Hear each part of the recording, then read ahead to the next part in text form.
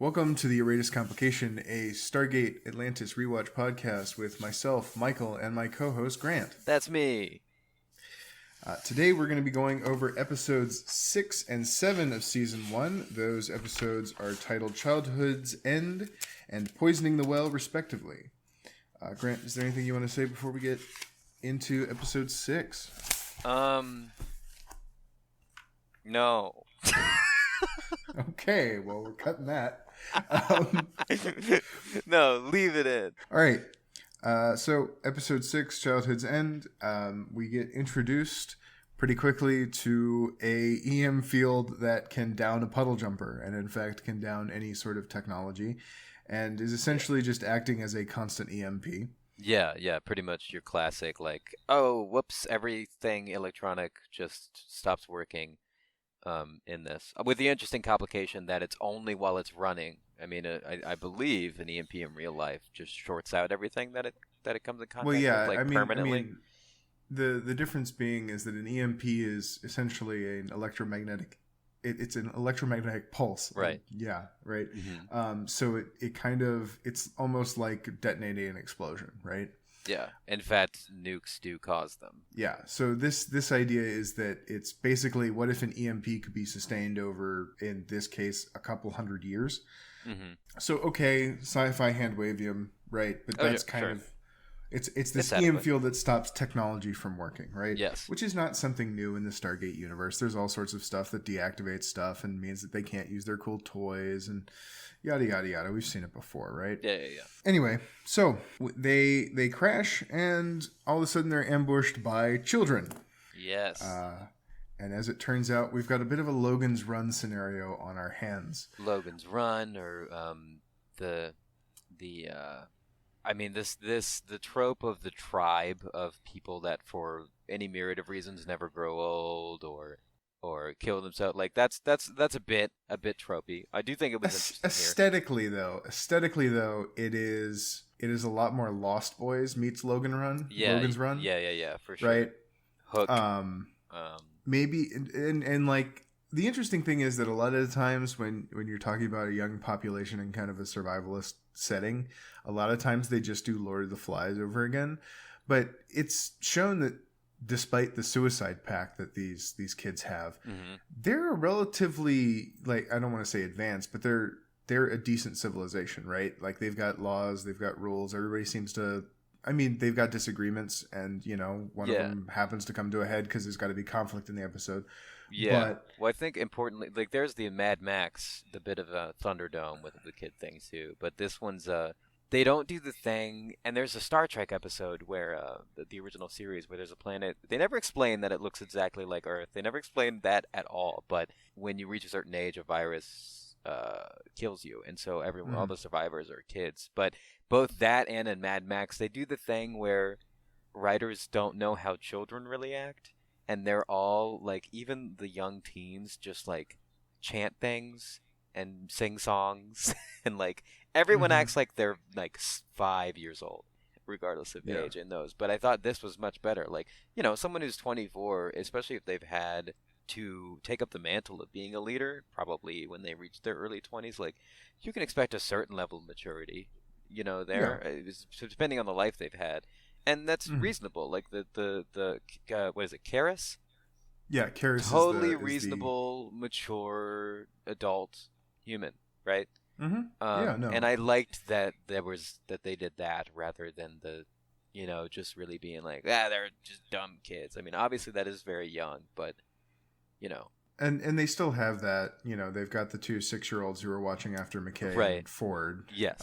But they're reasonably 6-year-old behaved instead of like bonk on the head. Like that's the Star Trek TOS thing. Yeah, right. Yeah. So, they're a bit more reasonably written. Mm-hmm. Yeah. So the intrepid SG team happens to come to the planet right at the time when Karis, who is the eldest among the 24-year-olds, because the suicide pact happens when you turn 25. Yes. On the night you turn 25. Yeah, you have to kill yourself. Mm-hmm. Dark. And of course, they will. The villages will also kill you if you don't kill yourself. Anyway, they have this essentially religion set up where they believe that if they die young, the Wraith won't come and call them because the Wraith don't like young kids Well, for I some think they reason. never spell this out, but I think that the idea is the wraiths feed on you by draining your life, your remaining, your like the Yeah, they add years onto you, right? Like that's the. yeah. Although if they drain your remaining life, then I guess young is the best. I mean, even in the episode, McCabe makes the argument that hey, veal tastes great, and that's Yeah, true. And small also, and cow, then right? eventually Shepard says, look, they feed on everyone. It doesn't matter. This is not a thing at all." Yeah. We're supposed to understand that that's fallacious, but they've been raised in it, right? I Yes. mean, and that's a trope where in sci-fi and fantasy and pretty much everything where people indoctrinated, people who have lived a certain way assume that things are there for a reason, right? When that might not be Yes. the case. Right. Yeah. It's a common trope, but it's a good narrative, So we kind of have more information than the people there. And what we Yes. find out is that it's actually this EM device, right? Yes. That we was hinted at by McKay earlier before they got ambushed. Hmm. So it happens to be that this is the day before Karras has to commit suicide because he's turning 25, right? So their one sympathetic leader, when I say sympathetic, I mean sympathetic To the cause. He's very welcoming of them. Yeah, as a whole, and very understanding. Yeah. all the other ones assume that because these are quote unquote full growns, i.e., people who are older than 24, Yeah. that they are going to instantly bring the Wraith with them. Or And they they're do, but not for the reason that they think. yeah. It's that classic thing where as the audience, from your privileged perspective, you know that, God damn it, yes, this is going to happen, but it's not for the reasons they think. But they're not going to buy that, and so it's that classic like dramatic irony, right? Mhm. That's set up. Yeah. Yeah, and they're called full growns. And I think one of the interesting things is because one of the things that happens is McKay goes and investigates the device and finds out it's powered by a ZPM. Now, up to this point, And he gets right, real horny for it. yeah, I mean, a ZPM, they've been talked about a lot, but Yes. we've only actually seen one in Rising. Yes. And that's the holy grail, right? Because then they can run the shield and they can do all the other fun stuff with Atlantis. Right. So they want to find ZPMs, and we understand why they want to find ZPMs. This is the first time we've kind of seen one in the wild of Pegasus and know that it's a possibility that there are ZPMs out there. Yeah. And not just kind of an abstract, well, it's probably out there because the ancients were here. Right. And there's them finding ZPMs and technology in general is ZPMs is to Stargate Atlantis what technology to fight the Goa'uld is to Stargate SG-1. Yeah, it's the main impetus. Yeah, for them for their exploration. Yeah.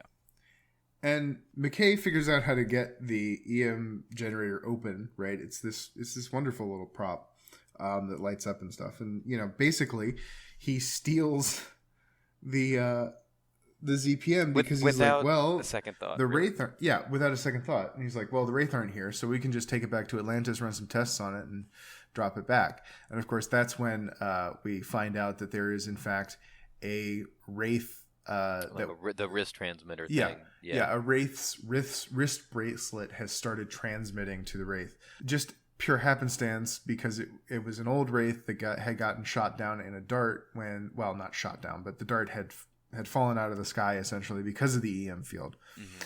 And so now we know as the audience, because they zoom in on it, that oh shit, the Wraith are on the way, right? Yeah. It was being the transmission was shut down while the EM field was active. As soon as it went off, it started transmitting again. Yeah. But neither Shepard nor McKay nor the kids know that this is about to happen. Right. Nobody noticed it. Yeah. Yeah. Unfortunately, we find out that when McKay brings the ZPM back to Atlantis, it's absolutely useless. Weir has some words with him about how stupid he's being and how dangerous it is that he's done this. And then it's like, well, we got to put it back. Yeah, so, he determines that it has marginally power. He's like, well, it could be of use to us. It can run the shield for like a couple of hours, which if the Wraiths show up, that that would be something. And Weir's like, okay, what would it do for them? Oh, it would probably run that EM field for some years. And she's like, okay, so it's more useful to them than it is to us. And he's like, Yeah. I mean, I'm, embellishing a little Yeah. bit, but that's pretty much the sentiment. So, Hmm. yeah. Yeah. So they're gonna go put it back. Hmm. And while Rodney is on Atlantis doing all these tests and talking to Weir, Karras is preparing for his ritual, and he has invited Tayla and Shepard to essentially be, witnesses. Yeah, he really seems to have, somewhat bizarrely, Shepard. There's a couple of nods. One, the fact that he invited him, and then two, when Shepard's like, "Well, why don't you stick around?" And he says, I would wish for nothing more than more time to speak with you." So he's really taken a shining to Shepard for whatever reason. I mean, Profoundly. it's a common trope to have that one essentially foreign character who's interested in the travelers, right? Right. Yeah. Like the interest of something foreign being introduced into an environment that somebody was secure in, right? And knew this was how things went. And of course, we get the opposite reaction, the xenophobe, right, versus the xenophile. And the xenophobe is Ares, who's essentially the second in command of the Council of, I can't do air quotes on a podcast, but air quotes, elder, right? Yes, and he is the next eldest, so he will be taking over as soon as Karras sacrifices himself. Yeah, so he has some vested interest in Karras going through with it, right? Yeah, they don't. It's always there is a power struggle here, but they don't really spin it entirely as Ares just being impatient to get the power. I feel like Ares would have killed. Yeah, I feel like Ares would have killed Karras with how Ares acts. If Ares really wanted control, like, oops, there was a hunting accident. Yeah. Oh, he was. Oh man, he was only 23, but yeah, sorry, he got an arrow through his eyeball. So I'll go ahead and take over. Yeah. But yeah, I mean, there's a little bit of like political intrigue, but it's kind of almost a side thing, right? Yeah. It's essentially who would be in charge of making sure that the eldest went through with their sacrifice. Well, the second eldest would make sense, right? Yeah, sure. And Ares is terrified, truly, that the mere presence of people older than 24 is upsetting this balance, and the Wraith will come. Yeah, he's a little bit more fervent in his belief. Yes. Yeah. Than Karras. Karras is a little bit more laid back. Mm-hmm. So Shepard discovers the bracelet and decides to shoot it to turn it off. Yeah, as soon as he sees it, he just rips it off the skeleton and fires like 3 rounds into it. Yeah. Which does work, except what we haven't mentioned up to this point is that it was part of a sacred shrine that they had built as a reminder of, quote unquote, the old days, the before times, right? Mm-hmm. So, of course, Ares is like, okay, no, you guys have to leave now. We entertained this for a little while because Karras was allowing it, but I'm the next in charge, and you just basically did a big no-no.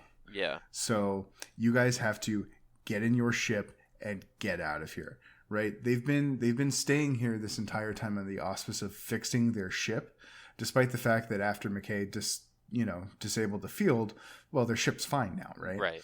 So now they're being escorted back, and well, Karras is escorting them back, right? Except McKay has managed to not install the ZPM correctly. Right. Well, he thought that it was be plug and play, but evidently it's a bit more complex on this particular. Yeah, because it's not ancient technology. It's the technology of the people that live there. Oh, is it? Is it really? Yeah. It's mentioned that he talks about how, because I don't think the ancients would implement a suicide pact, right? Well, I thought that was their first sort of inkling that maybe that the ancients weren't always, the perfect, wonderful. No. They never mentioned that the ancients it's obviously powered by a ZPM. Yeah, which is like ancient technology, right? Well, but we'll see in later episodes that the ancients would sometimes, as gifts, give out ZPMs. So, for example, later on we'll see something called the Brotherhood of 15. This is episodes and episodes away, who were given the gift of a ZPM from the ancients. And, of course, the Brotherhood of 15 took it to be a religious object, right? But if you were capable of building a city to the scale that we roughly see the ruins, right, in this episode, they probably had some ability to manipulate power and built this device. Now, it does harness their unique... Yeah, the EM field of the planet. Yeah, the planet's magnetic field. Yeah. Still, Yeah. that Which is being said, a fun little way to be like, nah, we can't have this technology. It won't work back on Atlantis, but we could still have the ZPM, like, to sort of nip that in the bud. Yeah. yeah. And we're told that the suicide pacts were implemented such that it's population control, right? Yes. Weir suggests to McKay that, hey, did you ever think that maybe the reason the Wraith haven't come up, that there's some combination?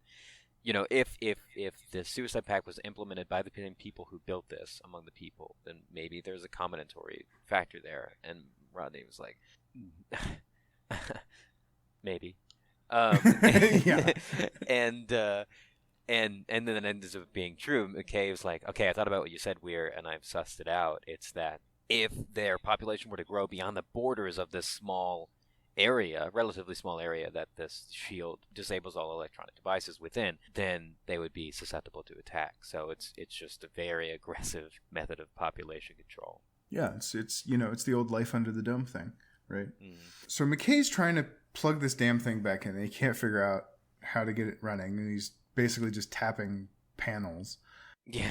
In comes Ares, is like, you know what? Screw it. These guys, you know what? They're going to try and deceive us and double cross us. We have to go out and physically escort them.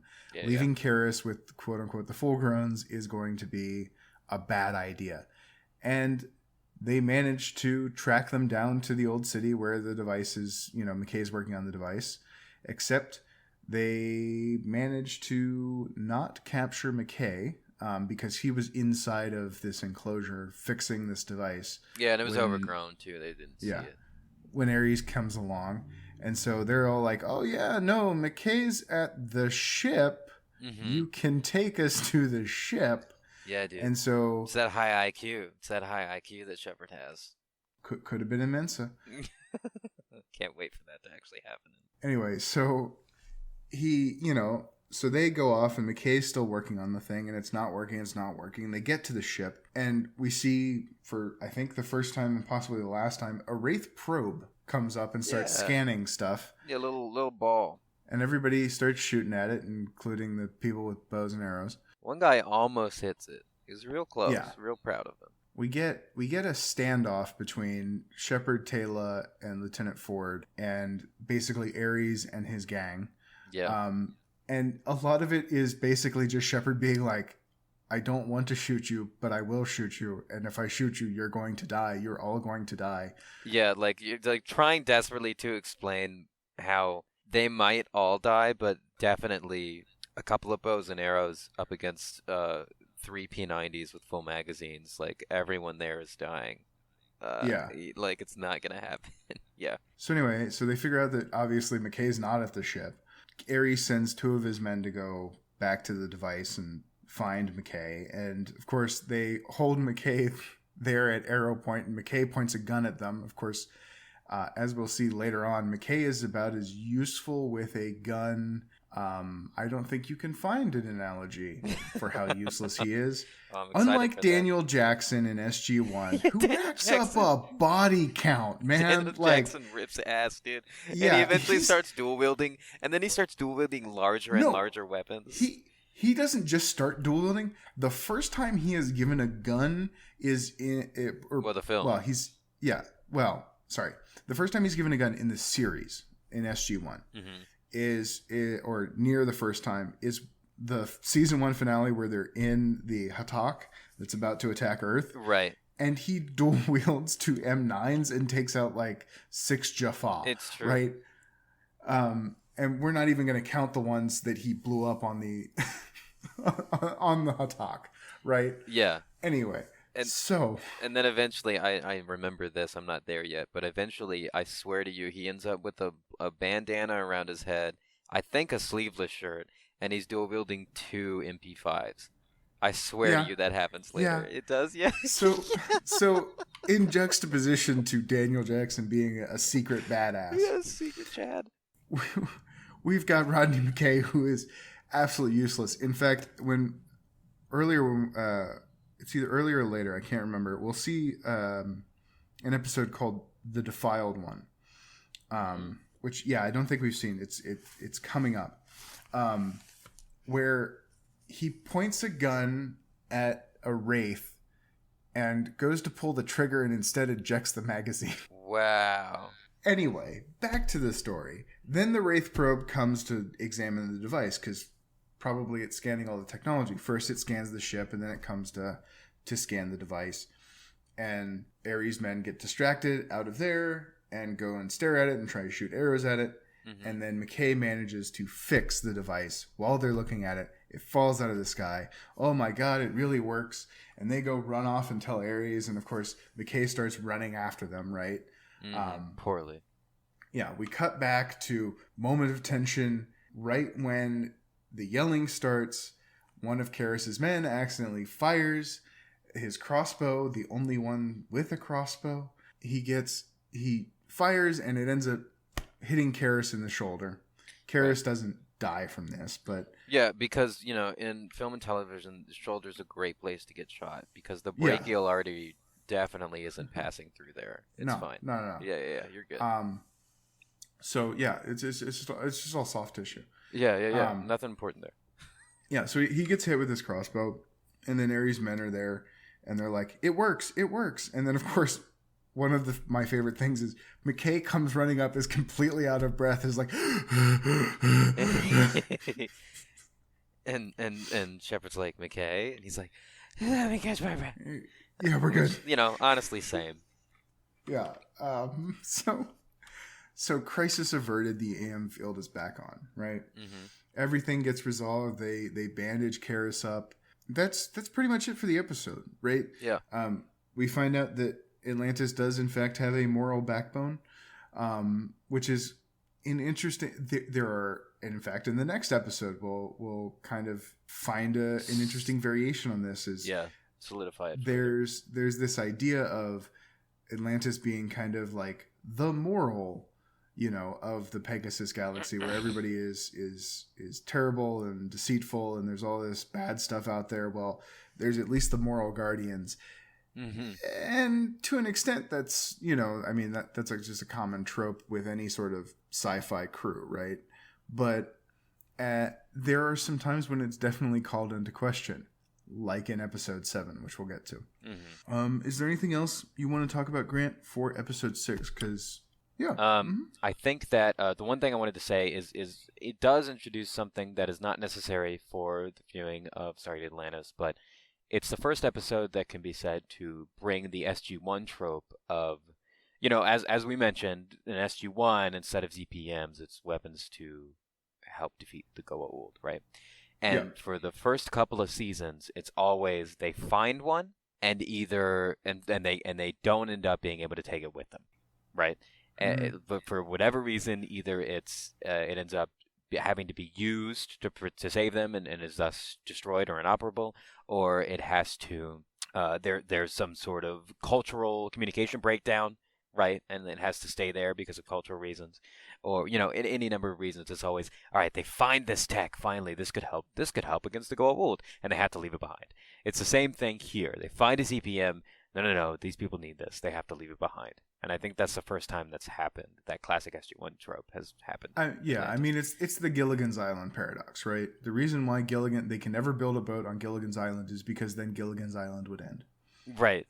Yeah. Let's move on to episode 7, Poisoning the Well. Mm-hmm. Now, this episode, in contrast to Childhood's End, will set up stuff that is going to have a major impact on the series, not just in this season, but in seasons 2, 3, 4, and 5. Basically, what we'll find out is the Hoffman drug is a major plot point throughout the entire series. Okay, I had forgotten that. I did think it showed up again, but okay, fascinating. Mm-hmm. One thing I want to notate first is Taylor's hair in this episode. That's the first note I took. It's very, it's like more done up than it has been previously. Yeah, this is one of the episodes, and you notice them every once in a while. I think it's just director who was working makeup that day. I don't have any way to confirm or deny this, okay? So don't take it as gospel. But there are some episodes where Taylor has essentially caked on makeup and hair, right? And I'm not saying that it looks terrible, but it doesn't fit her character. And what's really interesting is that Taylor will be done to the nines when it comes to makeup and hair. and Weir's still like, nude lip, maybe a little bit of contouring, but not Right, like right. Very, very heavy, practical. heavy. Yeah, yeah, yeah. It's like, okay, so why are you doing that to Taylor? Taylor is the one who is less likely to use heavy cosmetics. You know what I'm saying? Right. Yeah. From a character standpoint. Yeah. You know what? You're right. She also had like darker lip stain or lipstick in that episode, and more like blush. I There think, is some too. where Yeah. where she has like we're talking almost clown makeup blush, and I don't know What whether the hell? Yeah. that's Rachel Luttrell's decision or that's the makeup person. Like, oh yeah, no, Taylor's makeup should be easy. We'll let the intern do it, kind of thing, or the director for whatever reason. It's a weird choice. It's not in every episode, but it's in some episodes, and it doesn't really make sense. Yeah, that is and it's weird. it's one of those things where if you're not looking at it at the series with like a critical or I've watched this so many times I'm going to try and spot like background stuff. Yeah, yeah, Like it goes without notice, but it's weird. Interesting. Very important for our discussion as well. Yeah, well, I mean, it's important that we, give more analysis than here's what the plot was, because you could just watch it then, right? Yeah, true. And we hope you have just watched it, dear viewer. Yeah. Please, you freak, you weirdo. I've said it once and I'll say it again. If you're listening to this and you haven't watched the show, I mean, thank you, I guess, but it's better than us. I promise you. You should watch it. Watch that one first. Watch the movie. No, you could listen. Hey, you know what? You can start with Atlantis. Yeah. It's okay. Yeah, Follow your heart. I mean that's why we didn't do an SG1 podcast first because, well, there are just way too many episodes. There's what, 200, 300, 400 episodes of... Yeah, and that's why we never will, ever. And I'm saying that now, just on the off chance that it gets proven wrong later, and people can point and laugh. Okay, yeah.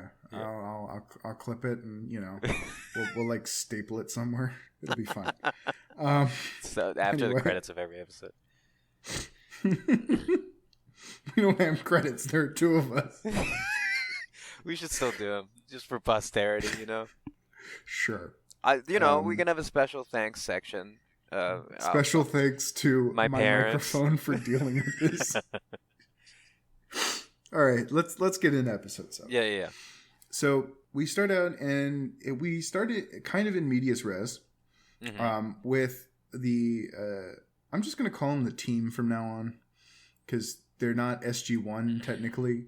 No, they're not. I mean, I guess you could say they are, but they're AT1. So anyway, the team's on a tour of an underground bunker looking kind of facility. It's got a very 1920s, 1930s aesthetic. Yeah, it's borderline steampunky, but there's not really the aesthetic. There's not copper everywhere or anything. It's like early. It's like, I guess, late to 1800s. It's more diesel punk than it is steampunk. Yeah, yeah. Yeah, it's like post World War I, but pre World War II. Even some of the styles of dress are even pre World War I though. Yeah, it's really it's like 1850 to 1920, with like always everywhere in between that, anachronism here and there, different elements from different things, sensibilities of one time, dress from another time, technology somewhat even past it, at least in terms of the main thrust of the episode.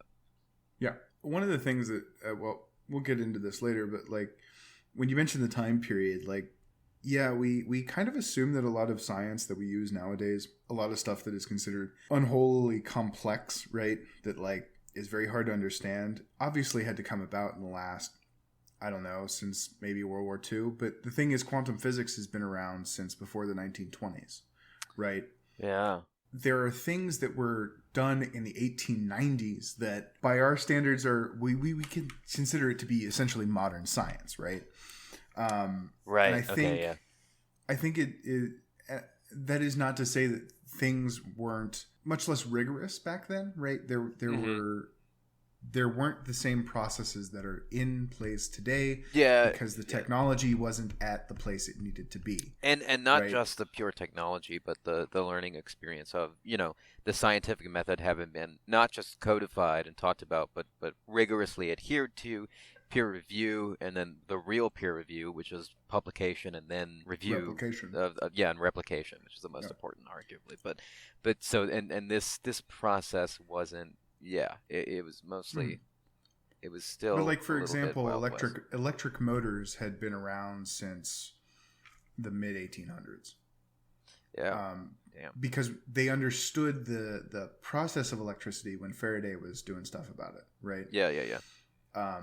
Now, the ability to harness that and make it useful, that would come way later, right? Yeah. But anyway, so we're on this tour, and they're talking about how they're implementing geothermal power, and they're doing all this interesting stuff. And McKay's like, yeah, right, because he's a dick. I mean, yeah. Actually, McKay doesn't show up in this episode except at the beginning and the end. He does. And at the end, he only has like one line. And I do have something to talk about with that, which is... the recap, the planet is called Hoth, I think, not to be confused with Hoth, and they are the Hoffins. And they're steampunky, dieselpunky, and then McKay, I wrote here, he again does this thing where, in stark contrast to the last episode, he is suddenly the voice of the people on this planet. He said he takes up and says, well, these, I don't remember what it was about. It's something regarding it was. Hey, we, Shepard, you got to tell them that we woke all the Wraith people, the Wraith up. They think they have 50 years before they come again. And he hits that point pretty hard. And, understandable, and it's true, and I agree with him, but it's like, why is this McKay saying this? Just after the episode where he stole his EPM from the people, I mean, it's I guess, they needed somebody to say it, and Ford wasn't going to say it because... Shepard's his commanding officer, and Taylor is extremely tactful when it comes to discussing stuff like that. McKay's the kind of person who would just be like, hey, we need to do this now. Yeah, it does track, and I don't disbelieve it. It's just, and I don't even know that it's really a character inconsistency. And also, I like McKay. He's a lovable scamp, classic. It's fun. It's just because it happened a couple episodes ago too, where McKay was the one to stick up for some people, and I was like, okay. And it seemed a little more forced that other time. I think we discussed it. But this time it didn't seem quite so forced. It was just like, I bring it up because it struck me as like, well, the last episode he just did this. But it does make sense, right? He would, like you say, he doesn't have any tact whatsoever. And and he would totally be like, well, this is the thing to do. He's not bereft of morality. He just gets excited, I guess. Yeah. Then the team is currently talking to the minister, prime minister, whatever you want to call him. Yeah. And he mentions that they're perfecting a way of fighting the Wraith, which of course perks everybody's ears up because this is like saying in World War I that you could fight off, an interstellar species. Oh, right? Yeah. Sure. It's like, sure, you can fight the Wraith. Good job. Go, Yeah. You're thinking it's going to be something where they're like, yeah, in 5 centuries we'll get this thing running, right? Like when we talk about, we can move asteroids away using lasers, right? It's like, well, yeah, we can theoretically do that, but actually doing that's going to be, it's not going to be, 2 years down the line and we'll be done, right? Right. And they get introduced to this Wraith immunity, for lack of a better term, which is that a synthesized protein that can inhibit the Wraith feeding process. Yeah, apparently one guy tried to be fed on by the Wraith, and the Wraith couldn't feed on him because he produced this particular protein, right? Mm-hmm. So basically the idea is this is the weapon. What the Hoffins want to do is make sure that everybody is immune to feeding, and the Hoffins think, if we can't be fed on, then the Wraith won't come a-calling because they'll just be like, well, we can't use that planet. We'll just leave them to themselves. And of course, Shepard's like, that's not how anything works. And Shepard's right. Like, we find out later that Shepard will be right. Mm-hmm. But for now, and even to the end of this episode, their fate is left mysterious. So sorry for the slight spoiler that's like a one-off line, like 12 episodes down the pike. but the Hoffins aren't going to make it. Anyway, so of course, well, it's a drug, right, to induce this protein. So who are they going to get? But my favorite doctor, Dr. Beckett. This is really a Dr. Beckett-centric episode. It is. There's a fair amount of Beckett in it, which, we love. He's in this for a good 75% of it. And I think that kind of speaks to the broader ensemble cast that they give in Stargate Atlantis compared to SG-1, right? Yeah. So the episode mostly focuses on Beckett working with a Hoffin scientist by the name of Perna, working to get this Wraith immunity drug up and running. A female scientist whom, by the way, while the rest of the team introduce themselves very much as normal, both McKay and Beckett are very clearly smitten. Yes. As mentioned, McKay vanishes, so luckily we don't have to see any more of his attempts. Yeah, we don't need another Sam Carter incident. Yeah, which they did talk about at the beginning of the last episode, with him pretending that Sam and he had anything other than a very tumultuously aggressive acquaintanceship with his time at SG-1 or at Stargate Command at the SGC. But yes, they were both very smitten by this woman who is a brilliant. Evidently, they go out of the way in the writing to communicate that she was on the right track and she was making pretty incredible headway for their level of technology. Yeah, of course, Beckett's got a laptop for one. I mean, yeah, right. Yeah. Like the processing power improvements. Right. You don't have to look up a sine table to figure shit out. Right. Yeah. But yeah, he's got all the fancy Atlantis biochemical stuff.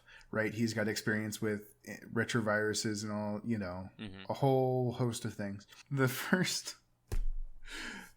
good, like the middle chunk is them developing, it's a medical montage of them developing this drug and talking about it and, going through the old research and doing all this stuff. And then finally they have something at the end that should work. And it turns out that, well, the Hoffins are really kind of pushing it, and they really, really, really want a live demonstration. And guess what?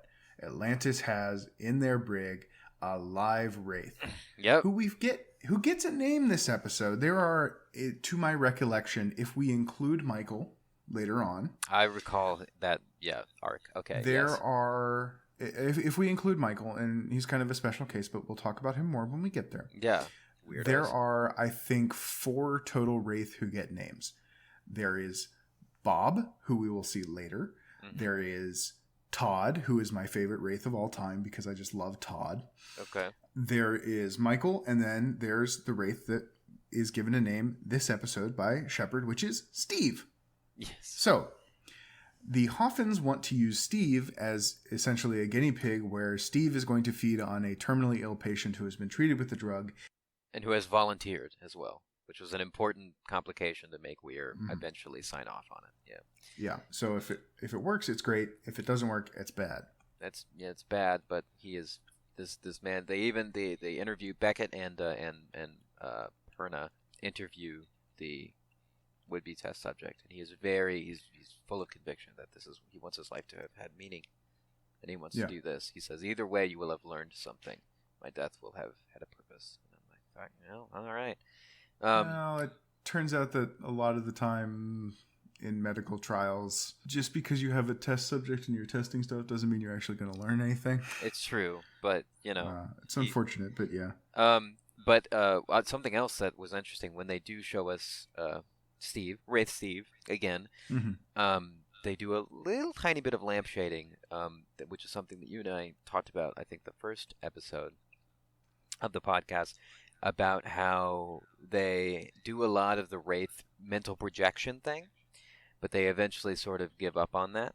And they lampshade it a little bit here, in a sort of microcosmic way, where he says, Shepard says to assholey security guy, I forget his name. Bates, thank you. That is he still trying to make you see things? And Bates says, he's given up on that. So, a microcosm, obviously, because this is just one Wraith here in this room that they've been holding, but a little bit of lamp shading for why maybe it isn't carried through the series. Yeah. I mean, it's also not carried through because you don't want to spend that budget every time the Wraiths show up. Right, no, but, an in-lore reason for it. Oh, yeah. Yeah.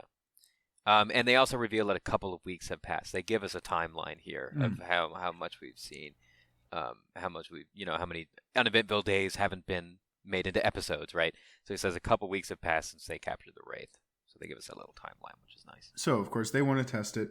Now, here comes an interesting line where what I was talking about earlier about Atlantis being the moral center of the Pegasus galaxy is kind of brought into sharp contrast. And this will actually come up later, way later, with everybody's favorite asshole, Kavanaugh, is that Weir directly telling Shepard, but I assume Shepard knows this, but is essentially telling the audience that, hey, this kind of behavior is against the Geneva Convention, using a war prisoner as a medical test subject. Right. So, it's against the Geneva Convention, and that is considered by us humans, at least right now, to be one of kind of essentially the highest law in the world, right? This is how if you're going to go to war, you have to do it nicely. You have to play nice, children. Of course, if we're not at war and we're doing it to our own people, it turns out the Geneva Convention doesn't mean a whole lot of anything. Right. Back to the series, Weir is like, this is illegal under the Geneva Convention. And it's brushed off with this line by Shepard that is, well, to be fair to the Geneva Convention, if the Wraith had attended, they would have tried to eat everyone. Yeah, they would have tried to feed on everybody. Yeah. It's interesting because Atlantis acts as this moral beacon where it's like, we're always going to do what's best for everybody kind of thing. And it turns out that in a lot of cases, that's not exactly right. Yeah. Because they are, it's well, we have to do this extraordinary thing because there's an extraordinary evil that we have to vanquish, right? Right. And it's one of the things that the episode kind of goes back and forth on because Beckett's very much on the side of like, no, we need to be cautious. We need to not do anything too rash and too crazy because, for example, when he's talking about the test subject who is going to get injected with the drug and then fed on by a Wraith, he's like, we can't just be like, well, there will be another one because that's the problem. Because then we just throw away human life. Says there will be there will be others who will take his place, and he says that's exactly what I'm afraid of. Exactly. Which pretty effective little line, pretty poignant, I think. Also, quick aside, I forgot to mention this. They did sort of just straight up lampshade. They wanted to, I think, maybe get ahead of any would-be comparisons to Bones, to Dr. McKay, or McCoy, excuse me, from Star Trek, the original series. So they just reference it. Yeah. They just have Shepard call out because Beckett doesn't like going through the Stargate. Yeah, just like McCoy doesn't like going through the transporter. So and I love how and in the movie he doesn't even like space travel. The Abrams verse. Yeah. I love how Beckett has in a couple occasions throughout the series, somebody says something like, and to use the line from this particular episode, says something to the effect of, hey, how often do you get to go to an alien world? And Beckett's like, I was on an alien world, right? He's like, I already went through the Stargate once. I don't need to do it again. Yeah, he's satisfied. He's content with the one. Yeah. Well, hold on. If we can rewind a little bit, we talked about that, discussion between Shepard and Weir, and I noticed something developing that a couple times already. I think I really like Weir, and I think that her countenance is interesting.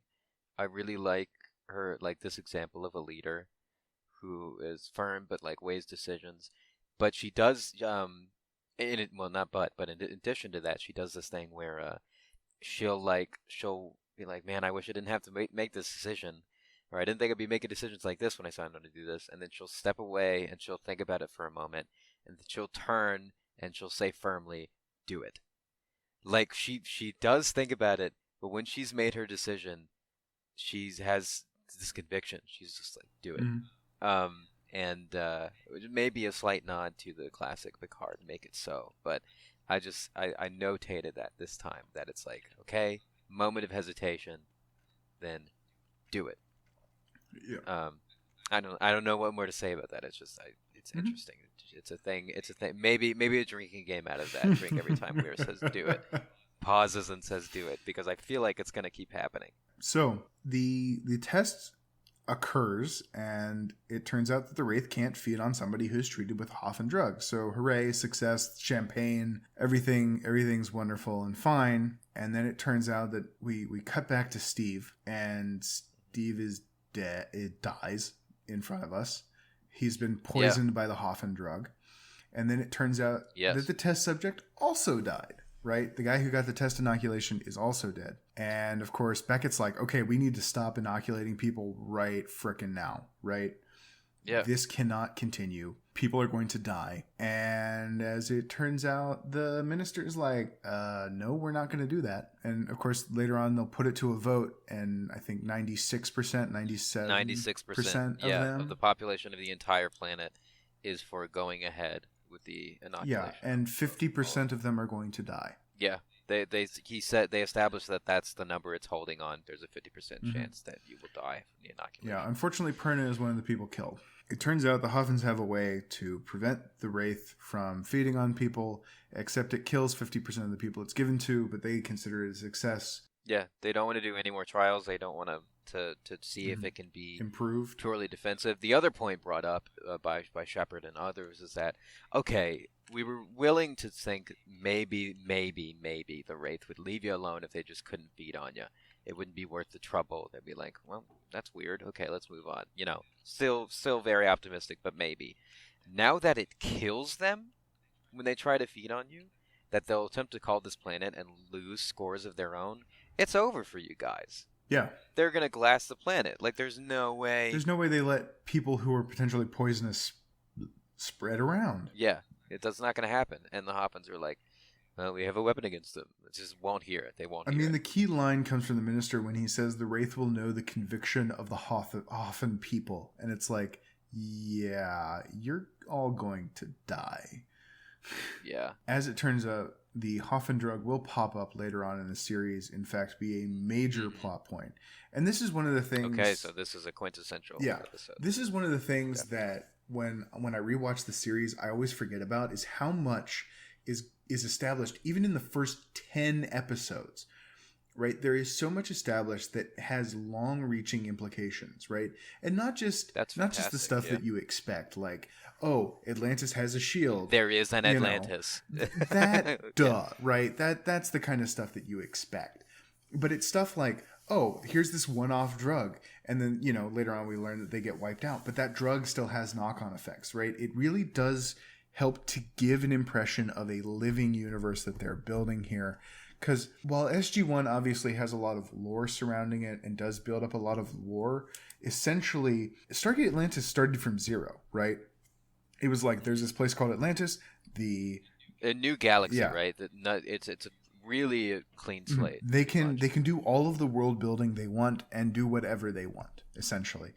And I think it's great that what they do is they end up hooking all of this stuff in, right?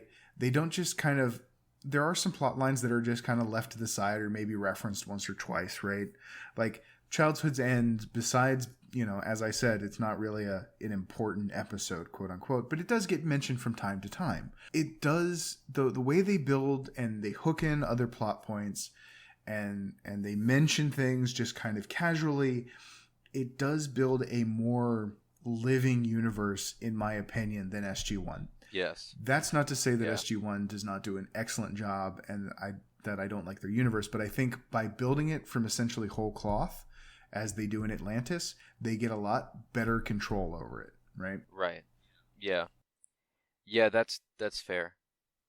I think the first thing, the earliest sci-fi show that I've watched, as in the oldest, was The Next Generation. Was actually, I was really impressed because I didn't expect a show of its relative age, just a little bit older, to be anything other than purely episodic, right?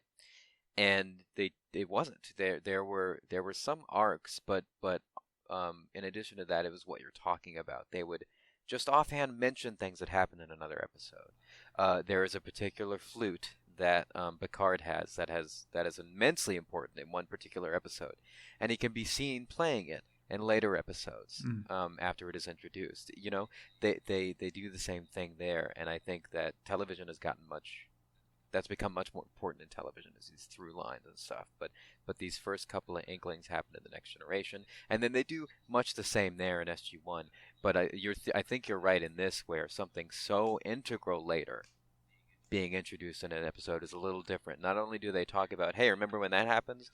Just to keep it feeling alive, but this serum, the Hoffman drug, will show up in a very important, meaningful way again later, which is a whole nother level of it. So, yeah. I think that's it for episode 7. If you have any final thoughts.